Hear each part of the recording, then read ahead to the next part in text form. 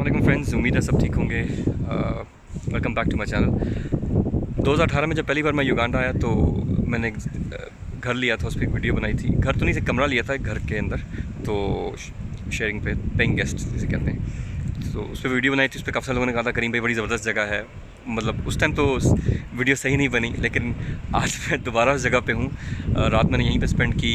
ये घर मतलब एक घर जैसा है, मतलब फैमिली जैसे है, क्योंकि 2018 में जब इनके साथ मैं रहा तो उसके बाद 2019 में भी आया तो रह नहीं सका। उसकी वजह ये थी कि ये फैमिली यहाँ नहीं थी, और ये अभी वापस आए हैं। 1 महीना पहले मुझे पता चला, तो लास्ट मैंने कल रात को इधर आया और यहाँ पे रात गुजारी और बड़ा अच्छा लगा। मैंने पिक्चर भी अपलोड की थी।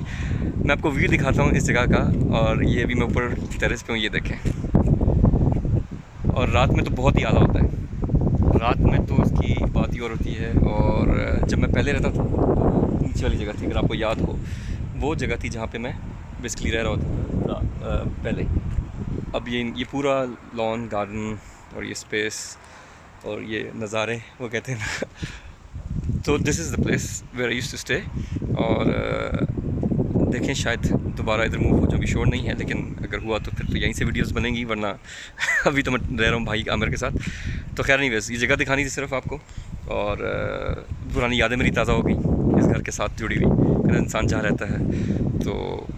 और कब से लोग पूछे थे करीम भाई ये जगह कहाँ है, क्या है, तो ये मोयंगा है। कंपाला में एक एरिया है मोयंगा, और ये ऊपर टैंक हिल पे है ये जगह एग्जैक्टली। तो दैट्स इट। एक दोबारा से मैंने कहा मुझे याद ताज़ा हुई तो मैंने अपने भाइयों से भी शेयर कर दूँ। मेरे नेक्स्ट वीडियो में तो दुआओं की दरख्वास्त, करीम ट्रैवल वाले का आपको सलाम।